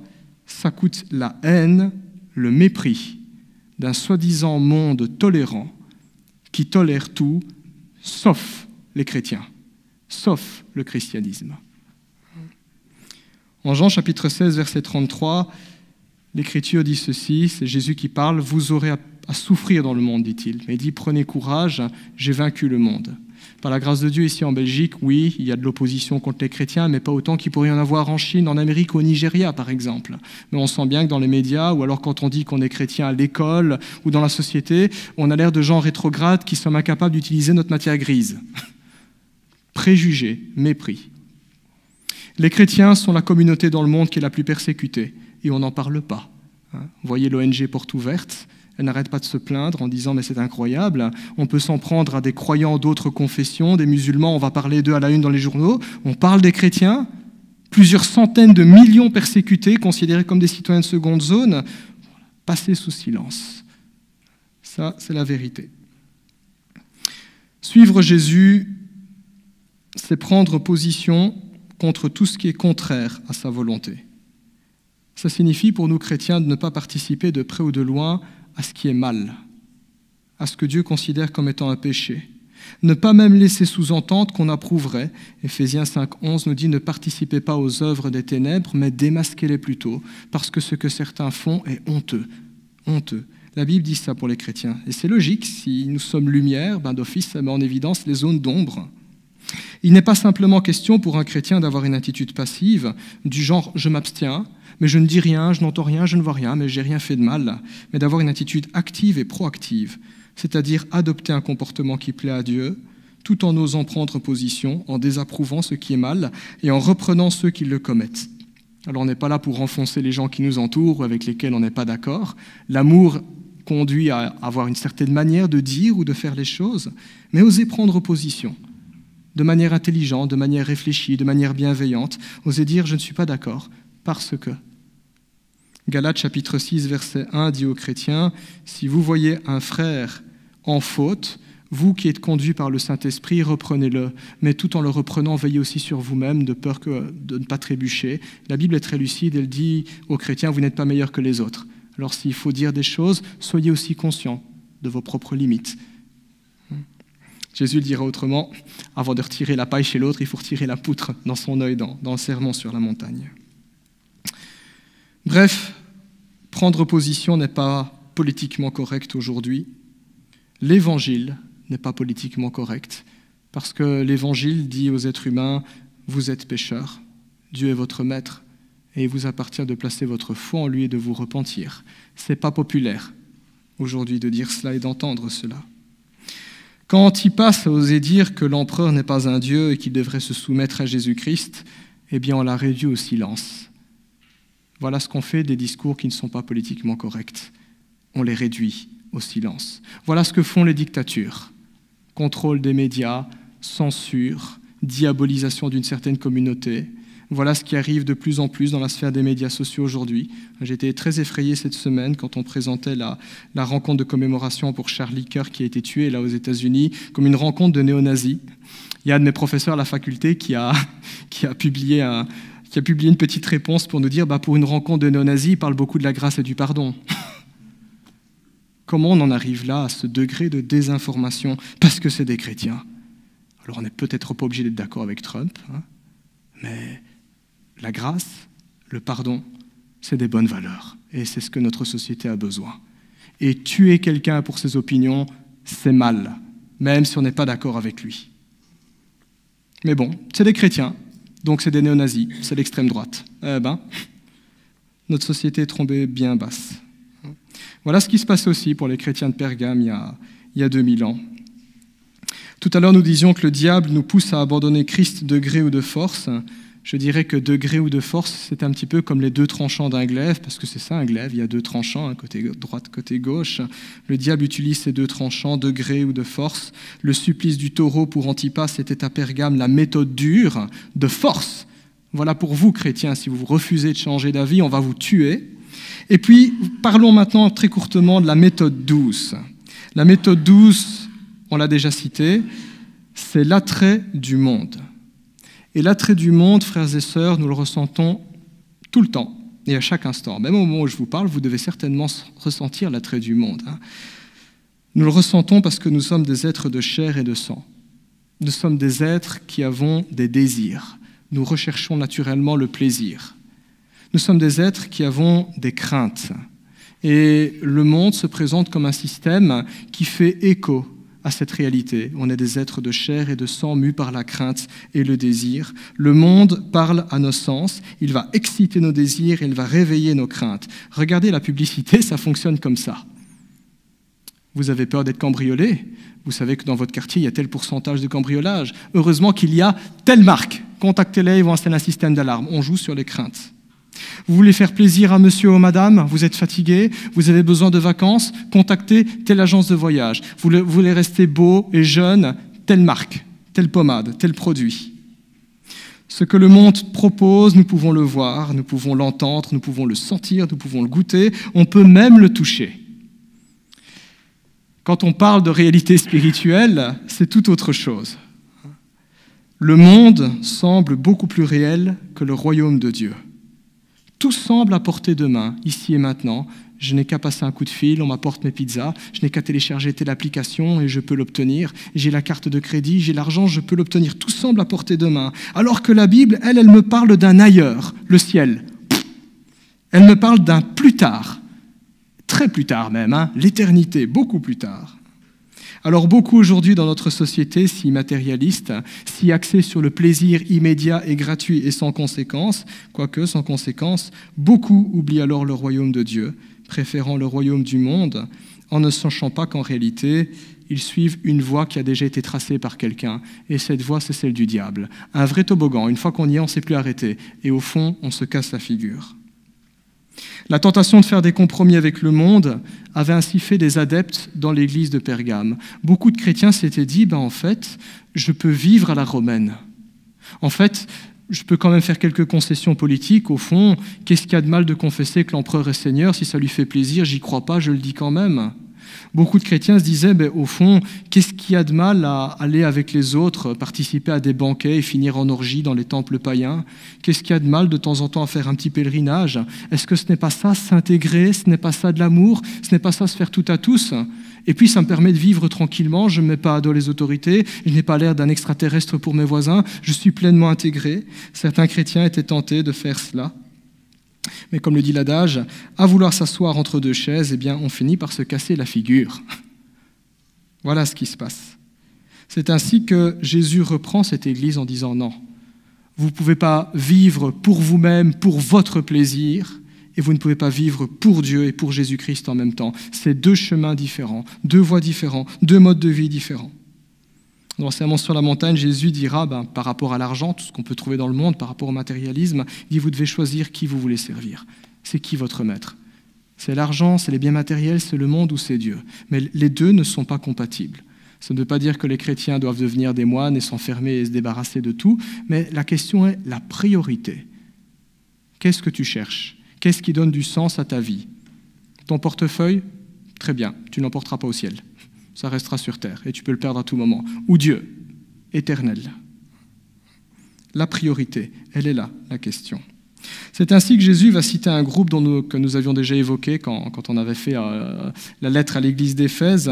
Alors ce groupe s'appelle les Nicolaïtes. Je suis un petit peu embêté pour toi, Nicolas. Voilà, ça n'a rien à voir avec ce monsieur, je précise. Voilà. Mais ce groupe s'appelait les Nicolaïtes, dont les enseignements s'apparentaient à ceux d'un certain Balaam. Alors forcément, quand on a un texte pareil, on se dit, mais de quoi ça parle? C'est quoi les Nicolaïtes? J'ai du mal maintenant. Les Nicolaïtes, et c'est qui ce Balaam? Alors, simplement, pour comprendre ce que Jésus dit, il nous faut connaître l'événement dont il fait référence. Et vous allez le voir, je vais juste faire un très court résumé de cet événement. Automatiquement, il y a le franc, ou plutôt il y a l'euro qui tombe, c'est assez évident, là où Jésus veut mettre le doigt. Alors, cet événement se trouve en Nombres, chapitre 22 dans votre Bible, jusqu'au chapitre 25, c'est beaucoup de chapitres. Pour faire bref, nous apprenons qu'un certain roi, le roi Balak, vous n'êtes pas obligé de retenir son nom, et n'appelez jamais votre enfant comme ça fait bizarre. Bref, le roi Balak, qui était roi de Moab, à un moment donné a été terrifié parce que le peuple d'Israël était à ses frontières. Et il s'est tout simplement rendu compte que s'il y avait une guerre ou un rapport de force, le peuple d'Israël l'emportait parce qu'il était plus nombreux et plus fort. Alors le roi de Moab, ce qu'il a fait, il a payé les services d'un puissant magicien qui à l'époque s'appelait Balaam. Et c'est un magicien qui était réputé. Il apparaît dans la Bible, mais dans l'archéologie, on a trouvé aussi des traces de son existence. Il y avait apparemment un mage qui était souvent appelé par les cours royales au Proche-Orient ancien, et on lui demandait de faire des oracles ou d'envoyer des malédictions sur les ennemis quand on voulait faire la guerre. Et ce magicien, bien entendu, prenait une commission très généreuse à chaque fois qu'on voulait louer ses services. Et donc, le roi de Moab appelle Balaam pour maudire les Israélites, c'est-à-dire pour user de magie, pour détruire ce peuple-là. Balaam va donc faire ses petites incantations, vous avez les histoires, et pas de chance pour Balaam, il s'attaque au peuple de Dieu, et Dieu va s'interposer, il va apparaître à Balaam, et il va gentiment lui dire, maintenant tu te calmes, tu arrêtes, et tu vas bénir mon peuple. Et Balaam va se rendre compte que le Dieu d'Israël il est trop fort, il n'a pas d'autre choix que de lui obéir, et donc il va bénir le peuple d'Israël. Et le roi de Moab, il ne va pas aimer ça. Il ne va pas du tout apprécier ça. Mais le vieux magicien était rusé. Il était malin. Il avait compris quelque chose. Il avait compris que si il ne peut pas contraindre Dieu d'abandonner son peuple en se servant de la magie, peut-être qu'il parviendrait à pousser les Israélites à abandonner leur Dieu. Ah, voilà, Dieu, il n'y a pas moyen d'y toucher, mais le peuple, il y a peut-être moyen d'y toucher. Et c'est ce qu'il va faire. Il savait qu'il n'était pas permis à Israël de s'unir à un autre peuple sous peine de malédiction de la part de Dieu. Alors, Balaam a suggéré au roi de Moab d'ordonner aux jeunes filles de son royaume de séduire les jeunes Israélites. Ces derniers tombèrent sous leur charme et de fil en aiguille se livrèrent à la débauche et à l'idolâtrie, provoquant ainsi la colère de Dieu. Et le coup de maître a été déployé. Brillant. Ce gars-là est ingénieux au mal. Et c'est ce que Jésus dit. Jésus dit dans l'église de Pergame, il y a des gens qui se comportent comme ça. Il y a des gens qui savent qu'on ne peut pas attaquer Dieu, il est fidèle, il tiendra ses promesses, mais qui savent qu'il y a peut-être moyen de tenter les chrétiens, de les faire dévier, de les faire aimer le monde plus que Dieu. Et cette vieille histoire que nous trouvons dans la Bible, au début de la Bible, dans le livre des Nombres, et à la fin de la Bible, dans l'Apocalypse, cette vieille histoire, vieille de plus de 2000 ans, et même de 3000, 4000 ans, c'est une histoire qui se répète encore et encore aujourd'hui dans les églises, dans la vie des chrétiens. C'est l'histoire de tous les chrétiens qui font naufrage dans la foi. Ils commencent très bien avec Dieu, mais ensuite ils se prennent d'affection pour les choses qu'il y a dans le monde, ou alors ils sont débordés par toutes les préoccupations matérielles qu'il y a dans le monde, et ils finissent par reléguer Dieu au second plan et par l'oublier. Comme dans la parabole du semeur, c'est un petit peu comme la plante qui pousse au milieu des mauvaises herbes. Elle pousse, mais en même temps elle est étouffée par toutes les mauvaises herbes tout autour. C'est l'histoire aussi, et surtout aujourd'hui au XXIe siècle, c'est l'histoire de toutes nos fameuses églises évangéliques, ou en tout cas une partie des églises évangéliques, qui d'une manière ou d'une autre s'imaginent qu'en ressemblant au monde, en faisant comme le monde, eh bien on attirera les gens du monde et on changera le monde. C'est une bêtise. En voulant faire comme le monde, en voulant devenir comme le monde, nous acceptons que le monde change l'Église. Et ce n'est pas le programme de la Bible. Le programme de l'Église, c'est que les chrétiens aient une influence positive sur le monde, qu'elles contribuent à changer le monde, pas l'inverse. Au final, en pensant bien faire, ces églises-là ne font pas des disciples qui sont consacrés à Jésus-Christ, elles produisent des chrétiens consommateurs consacrés à leur propre centre d'intérêt. Elles ne proclament plus l'évangile de la foi et de la repentance, mais elles proclament un faux évangile qui promet la prospérité et l'accomplissement personnel. Ces églises ne parlent plus d'un Dieu souverain qui réclame notre allégeance. Ce n'est plus un Dieu qui mérite d'être craint, d'être respecté, d'être adoré. Elles présentent un Jésus-Christ coach de vie au service de nos petits caprices. C'est ça. Je suis effrayé quand je vois aujourd'hui dans les milieux évangéliques des ministères de coach de vie. Je dis, mais on va où? On va où? Ouais, c'est ce qui se passe. Il n'est plus question de parler de la souffrance ou du service, et Dieu merci, la vie chrétienne n'est pas que souffrance, ce n'est pas une punition, je tiens à vous rassurer si vous croyez en Jésus, mais il y a cette partie-là où parfois c'est difficile. Il n'est plus question de souffrance et de service dans ces églises, il est question de joie et de se faire servir. C'est la Dolce Vita à la sauce évangélique. Et beaucoup d'églises surfent sur ça. Le monde dans l'église, les faux chrétiens, voilà les Nicolaïtes d'aujourd'hui, les Nicolaïtes du XXIe siècle. Si Éphèse manquait d'amour, et malgré son manque d'amour, si elle avait foutu à la porte les Nicolaïtes, et Jésus dit qu'ils avaient très bien fait de les mettre à la porte, Pergame, elle, leur avait largement ouvert les portes. Bienvenue. Et Jésus ne chipote pas alors avec l'église de Pergame, et c'est ce qu'on lit au verset 16, on arrive tout doucement à la fin du passage. Jésus dit « Repens-toi donc, sinon je viendrai bientôt à toi, et je les combattrai avec l'épée de ma bouche. » L'Église doit se repentir. En grec, quand on parle de la repentance, c'est une transformation. C'est aussi un demi-tour, un petit peu comme quand on est en train de rouler, on choisit une destination, et puis on se rend compte qu'en fait, c'est pas le bon endroit. Qu'est-ce que je fais? Quand je suis intelligent, je fais demi-tour. Je reviens là où j'étais et je redémarre dans la bonne direction. C'est ça que Jésus dit à cette Église, fais demi-tour, change de direction. Réfléchis là où tu es, mais ne reste pas dans cette direction, ça ne marchera pas. Le danger pour une Église qui ne se repent pas, le risque pour les chrétiens qui ne prennent pas position contre ce genre de déviance, contre un mode de vie qui est immoral, qui est impie, contre des valeurs qui sont étrangères à l'Évangile, le danger de rester assis entre deux chaises est de tomber sous le jugement de cette même parole, de cette épée aiguë à deux tranchants que nous sommes censés vivre et proclamer. C'est l'arme de l'Église qui se retourne contre elle, en quelque sorte. C'est ce qu'on voit dans ce passage. Quand une Église se compromet, ses propres armes se retournent contre elle. Frères et sœurs, nous l'avons chanté, nous croyons que Jésus-Christ est la vérité. Et la Bible nous rappelle que l'Église, une Église locale comme la nôtre par exemple, toutes les autres églises, l'Église est la colonne et le soutien de la vérité. Nous devons proclamer cela. Nous sommes appelés à vivre cela, pas autre chose. Il n'y a rien ici-bas dans le monde, il n'y a rien que la société puisse proposer pour sauver notre âme et pour nous combler comme Dieu peut le faire. La société dira, tu seras comblé si tu as des sous et que tu peux te l'acheter, sinon tu seras un SDF. Ça, c'est le discours, et c'est comme ça que le monde fonctionne. Le monde ne peut seulement que nous rendre le voyage un peu plus agréable, moyennant de l'argent, avant un terrible naufrage. C'est comme dans le Titanic. On faisait la fête, on mangeait bien, on dansait, au final, on a terminé dans l'eau. Ça, c'est le voyage du monde. C'est ce qu'il propose. Le voyage sera un peu plus agréable. Pense pas au reste. Fais-toi plaisir maintenant. Il est alors de la vocation de chaque chrétien de promouvoir face au monde et face à la société ce qui est synonyme de vie, ce qui est synonyme de vertu morale, ce qui est bon, agréable, parfait, digne de louange dans une société qui confond de plus en plus les deux. L'Église a pour devoir d'appeler les hommes du monde entier à voir plus loin, à voir plus grand. Elle est peut-être là. Dans nos sociétés, on met la barre beaucoup trop basse. Nous, l'Église, nous encourageons les hommes à voir plus loin et plus grand. Pas regarder dans 10, dans 20, dans 30, dans 100 ans, mais regarder dans l'éternité. Pas regarder la gloire des hommes qui est passagère, qu'on retrouve dans des petites croix blanches dans les cimetières quand on célèbre l'armistice, ou dans la technologie pour pouvoir se détruire dans la mort, mais regarder la gloire dans la vie, le Christ. À réfléchir sur la question du salut. Qu'y a-t-il après la mort? Quoi de ma vie? Quoi de Dieu? Et à trouver en Jésus-Christ la clé, la réponse à ces questions, la priorité. Comme le dira simplement Jésus-Christ par rapport au monde et aux choses matérielles, Jésus dira « Cherchez d'abord le royaume de Dieu ». Les vraies questions sont là. Les vraies réponses se trouvent en Jésus. D'où je viens, où je vais, quel est le sens de la vie, y a-t-il une bonne manière de vivre? Oui, on trouve les réponses en Christ à ce niveau-là.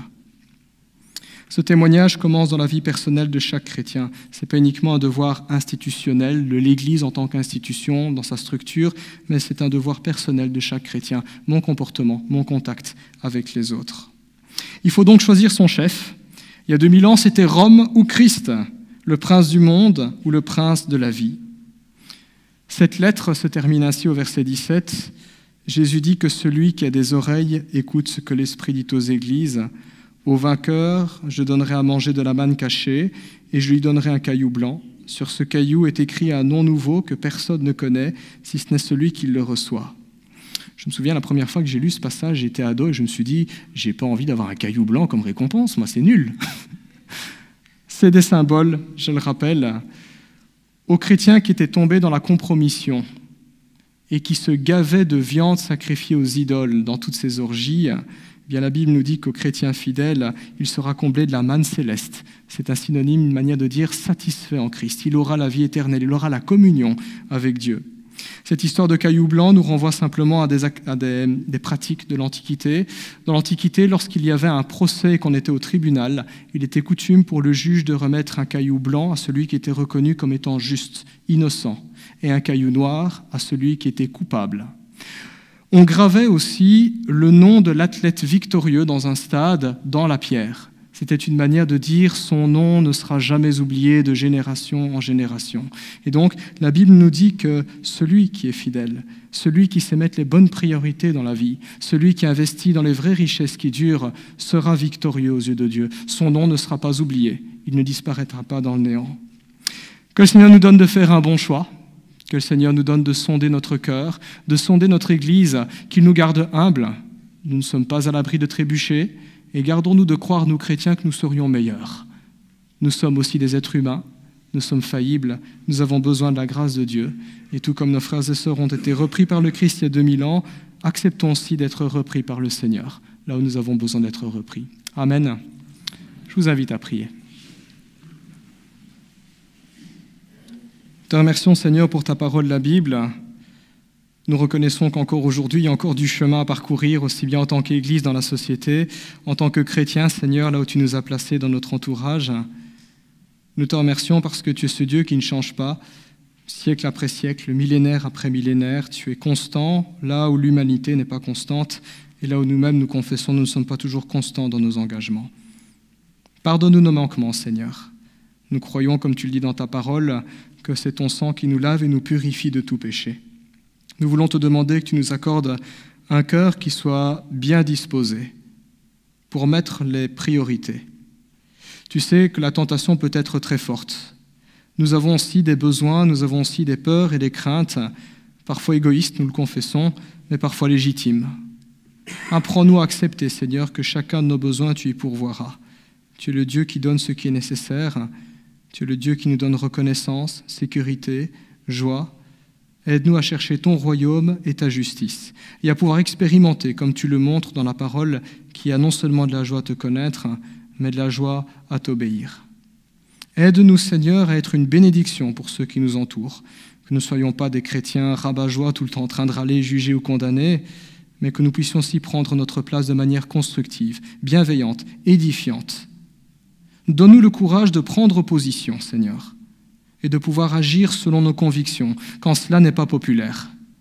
Donne-nous la sagesse de le faire, donne-nous la force de le faire, donne-nous l'amour de le faire, que nous ne le fassions jamais pour détruire, pour rabaisser, pour dénigrer, Seigneur, mais pour montrer ce qui est vertueux et ce qui est utile. Nous te disons merci, parce qu'encore aujourd'hui, Seigneur, c'est toi qui nous accompagnes par ton esprit. En ton nom, Jésus. Amen.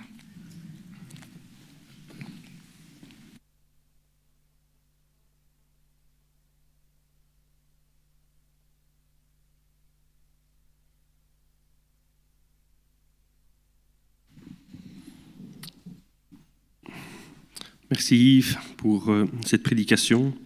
C'est pas facile de pouvoir prendre la parole juste après la prédication qui est claire et limpide. Mais c'est quelque chose à nous enjoindre aussi, à pouvoir prendre courage, à nous fortifier aussi. Par rapport un petit peu à la prédication, il y a des moments où je me dis, ouf, je me regardais moi-même, ce que je fais, ainsi de suite. Je me dis, ouf, là, hop là. Mais d'un autre côté, je me dis, bah ça, je pense que je fais bien, et ainsi de suite. C'est la vie, je pense, de chacun d'entre nous qui sommes ici. On est face au Seigneur, on n'est pas parfait. On va passer par le repas de la Sainte Seine, qui est un révélateur aussi pour chacun d'entre nous en disant on se met face à ce qui s'est fait sur la croix, au sang qui a été coulé, au corps de Jésus qui a été meurtri. Et on doit être humble face à ça, humble dans nos actes, dans nos pensées que nous faisons au quotidien. Merci Yves pour ce passage qui est clair, qui est limpide, mais qui est marqué aussi de plein d'amour et qui tire ces trésors de la parole. Nous allons pouvoir passer un moment un peu plus peut-être agréable aussi autour du chant qui nous rappelle que le Seigneur Jésus est notre Sauveur. Et c'est un chant que Karine affecte bien aussi. Et donc, en ton honneur, en l'honneur de Diego aussi, chantons-le et en l'honneur de notre Seigneur. Donc c'est le numéro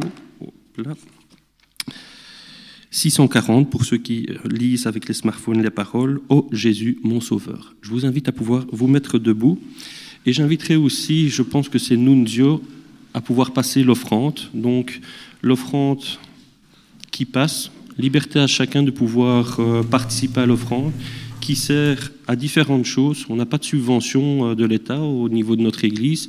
Donc, il y a des bâtiments, il y a ce qui est fait, les investissements pour les enfants, pour l'Église, pour le confort de tout un chacun, pour l'annonce de la parole, pour le soutien, plein de choses qui est fait au niveau de l'Église. Les membres, vous connaissez un petit peu ça, ceux qui ont l'habitude. Pour ceux qui ne comprennent pas ça, liberté à tout un chacun de pouvoir participer. J'invite à passer l'offrande de Nunzio et de chanter tous ensemble « Ô Jésus, mon Sauveur ».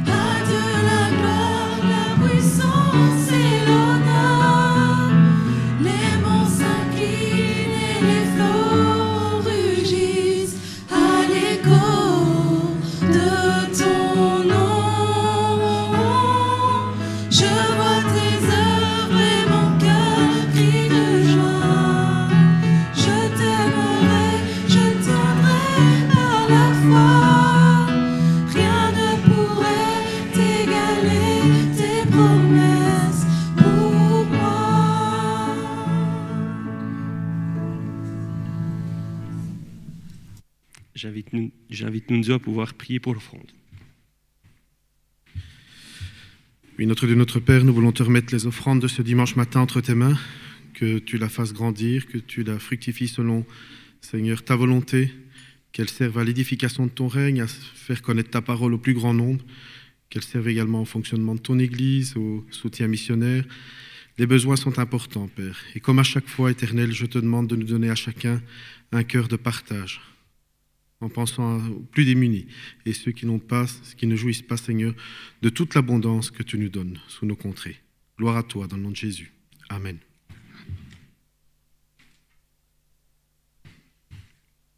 Voilà, je vous invite à prendre place. Nous passons au moment de la Sainte Seine, où dans notre Église, chaque dimanche,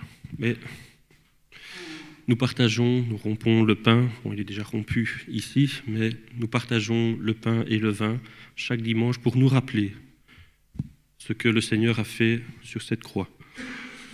Sur cette croix, par rapport à ceux qui ont peut-être l'habitude de fréquenter les églises catholiques, on voit toujours la personne de Jésus. Ce que nous proclamons aussi, c'est sa mort sur la croix, mais sa résurrection aussi. Et c'est pour ça qu'il est plus sur la croix aussi. Parce qu'il est vivant, il a vaincu la mort, il a vaincu les ténèbres. Et nous avons foi en ça, tout un chacun. Je vais lire un passage qui relate un petit peu. On a l'habitude de pouvoir citer différentes choses au travers de la scène, mais sur base de quoi nous prenons ce repas? Il n'y a rien de magique, il n'y a rien de... C'est pas qu'on va prendre le pain et le vin qu'on va ressortir d'ici en ayant des super pouvoirs, il y a du tout cela. Mais il y a un symbole. Le sang qui a coulé sur la croix et le pain qui représente le fait que Jésus a été transpercé, son cœur a été meurtri. Ouvrons nos Bibles dans Matthieu.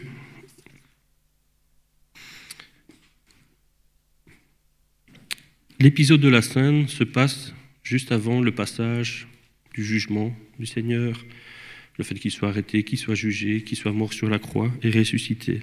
Il est rassemblé avec l'ensemble de ses disciples et on est à cet épisode-là pour fêter la Pâque juive. Pendant qu'il mangeait, Jésus prit du pain et après avoir prononcé la bénédiction, il le rompit et le donna aux disciples en disant « Prenez, mangez, c'est mon corps ». Et ensuite, une coupe, après avoir rendu grâce, il la leur donna en disant « Buvez-en tous, c'est mon sang, le sang de l'alliance, qui est répandu en faveur d'une multitude pour le pardon des péchés. Et je vous le dis, je ne boirai plus désormais de ce produit de la vigne jusqu'au jour où je le boirai avec vous, nouveau dans le royaume de mon Père. » Comme ça, les choses sont claires. Nous avons fait une présentation ce dimanche matin. Et le fait de pouvoir participer à ce repas, on est attaché à passer par les eaux du baptême, à reconnaître publiquement. Il n'y a rien de magique non plus dans les eaux du baptême en finalité, mais c'est une marque d'appartenance. Yves, pendant sa prédication, a spécifié de mettre un t-shirt « Jésus est mon sauveur ». En quelque sorte, c'est ça. C'est mettre ce t-shirt-là et l'affirmer. Alors, humblement, on n'est pas là pour pouvoir commencer à sélectionner dans les églises, à dire « Ah tiens, lui, il est baptisé ou pas ». Vous savez tous que vous avez la liberté de pouvoir faire le choix. J'ai moi-même 2 enfants. J'ai été enfant aussi dans une famille chrétienne. Mes parents ne m'ont pas persécuté en disant « Tu dois passer par les eaux du baptême ». J'ai eu cette liberté-là. Et c'est ce que nous souhaitons aussi pour nos enfants. Et c'est ce que nous enseignons aussi à tout un chacun ici. Mais il y a un respect à avoir vis-à-vis de ce qui a été fait sur cette croix. Et nous l'avons entendu aussi dans la prédication. Alors j'invite chaque frère et sœur qui sont en ordre avec ce repas, qui sont clairs, de pouvoir se lever et de pouvoir recevoir le pain et le vin. Ceux qui ne sont pas au clair au travers de ce repas ou qui ont des hésitations, n'hésitez pas à prendre du temps avec le pasteur, avec les anciens, pour mettre les choses au clair, pour exposer ce qui est dans la parole. Ce n'est pas un choix de notre Église de dire un tel doit. Non, c'est la parole, ce que la parole enseigne. Donc n'hésitez pas, si vous avez des questions, pour venir nous trouver. J'invite mes frères anciens, donc à Nunzio, je ne sais pas si Manuel est là, à Yves à pouvoir venir en tant que collège pastoral, aux frères et sœurs aux frères que j'ai invités justement avant le culte de pouvoir me rejoindre pour aider au service de ce repas.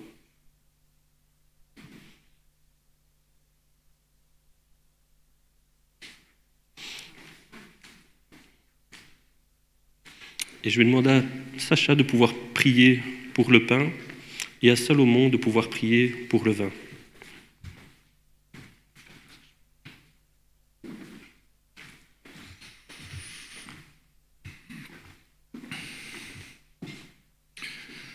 Oui Seigneur, en prenant ce pain, nous voulons nous rappeler de ce sacrifice que tu as accompli sur la croix, sur le mont Golgotha, où tu as livré ton corps sur la croix pour nos fautes et nos péchés.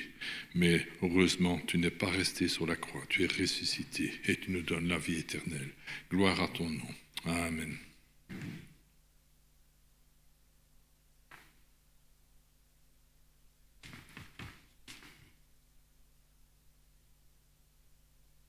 Merci Seigneur, car tu as obéi, Seigneur, totalement au commandement du Père, Seigneur.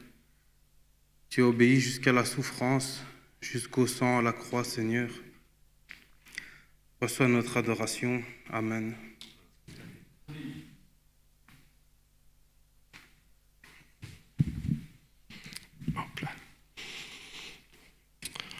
travers de ces symboles, et nous reconnaissons clairement de ce que le Seigneur a fait pour nous. Il est mort sur la croix pour nos péchés.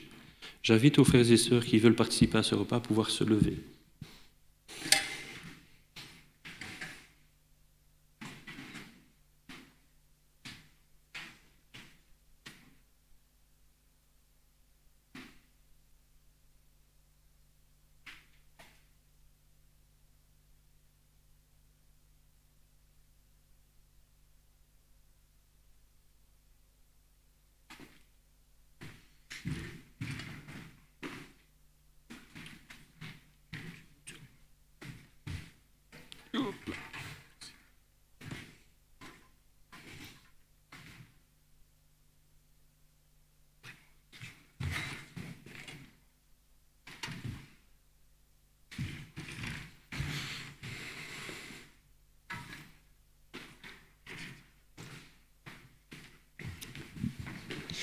Pendant que nous prenons et que nous distribuons le pain et le vin, nous pouvons chanter tous ensemble le chant 1114, « Rien ne peut sauver mon âme ».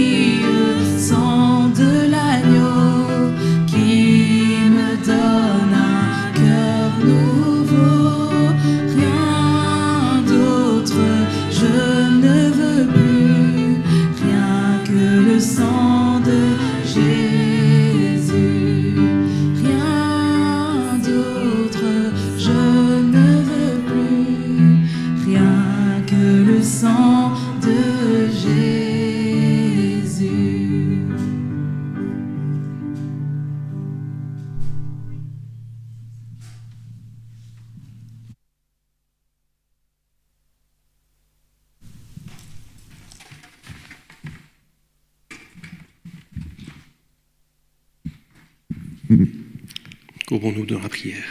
Oui, Seigneur, merci pour ce qui a été fait sur cette croix. Merci pour ce grand cadeau, pour cette grâce que tu as fait pour chacun d'entre nous et que tu as fait pour ceux qui veulent se tourner vers toi. Merci, Seigneur. Amen. Merci, ma frère.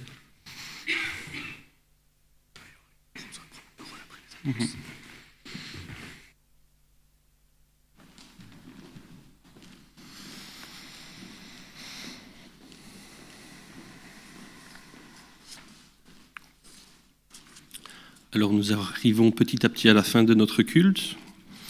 Donc il y a quelques annonces, les activités habituelles. Donc mardi, aujourd'hui, après le culte, il y a Maman en prière. Donc n'hésitez pas à aller participer, c'est dans nos sous-sols. Ce mardi, à 19h30, il y a la prière. Je pense qu'on voit le programme.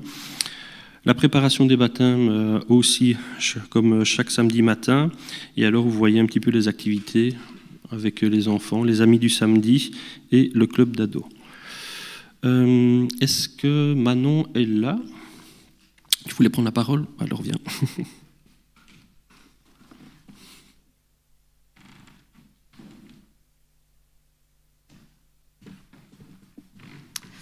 Bonjour, donc je viens vous parler de la reprise des Amis du samedi, donc ça va recommencer cette année. Vous avez le programme ici pour les dates de l'année. Il y a un petit changement au niveau des horaires, donc les clubs classiques ne seront plus l'après-midi mais seront le matin de 10h à midi et demi, mais les parents peuvent amener les enfants dès 9h30 pour des jeux libres. J'ai avec moi les autres moniteurs du club. Certains sont absents. Il y a, en plus d'Agnès et Laura, Azaria, Nathan et Laurie, qui ne sont pas là aujourd'hui, mais je vais laisser Laura et Agnès se présenter et dire un peu ce qu'elles font dans le club. Bonjour, moi c'est Laura, je suis la femme de Nicolas. Et donc, moi, je ferai les courses et je m'occuperai aussi de la cuisine, comme je suis aussi dans le groupe de la cuisine. Voilà.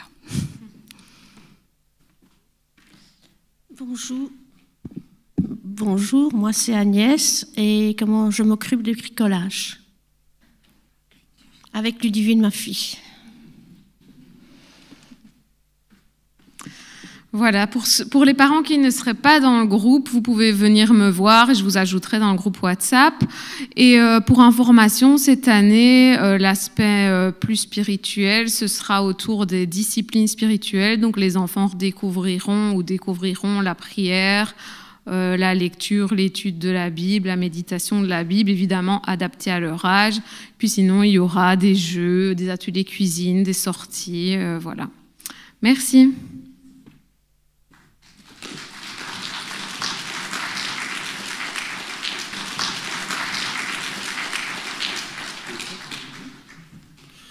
Voilà, merci pour ce qui est fait.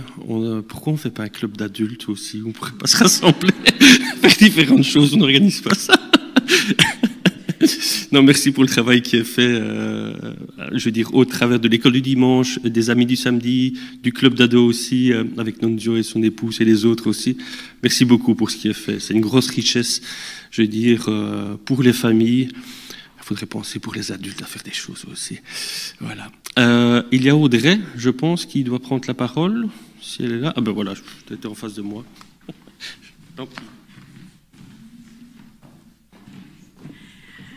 Voilà, bonjour à tous. Nous avons repris cette année avec Manu et Aurélie le groupe d'école du dimanche. Et donc, pour cela, nous avons créé un groupe WhatsApp pour les parents. Nous avons besoin de vous pour inscrire vos enfants, pour nous donner l'orthographe exacte de leur prénom, mais aussi leur date de naissance.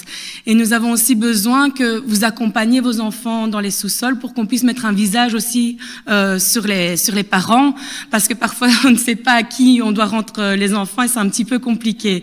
Donc voilà, au moins une fois qu'on puisse voir le visage des parents.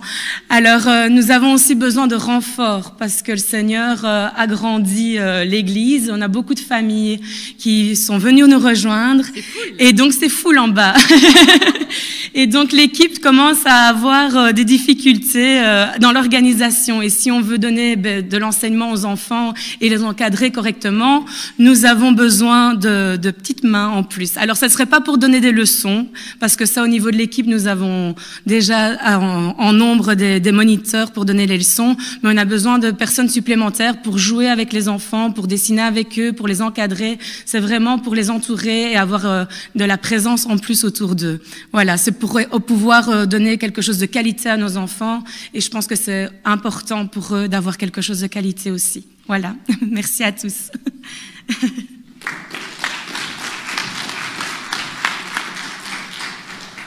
Souvent, on se demande à quoi je peux servir dans cette église. Ben voilà, d'être auprès des plus petits aussi. On ne demande pas d'avoir des hautes compétences, un diplôme universitaire ou autre, mais une volonté de vouloir servir. Tout simplement, ça qui est demandé.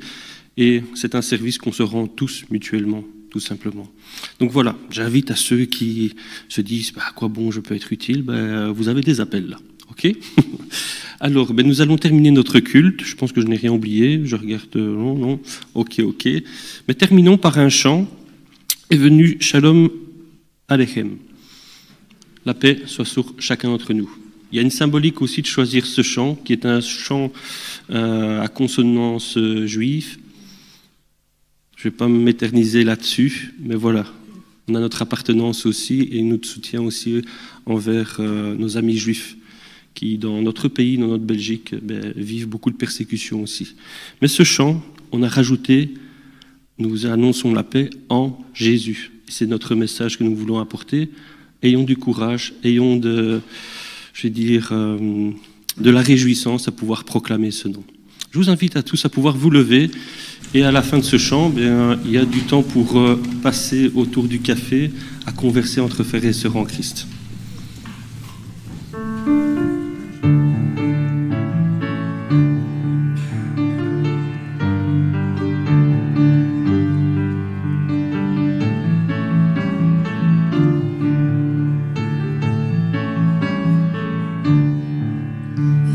Shalom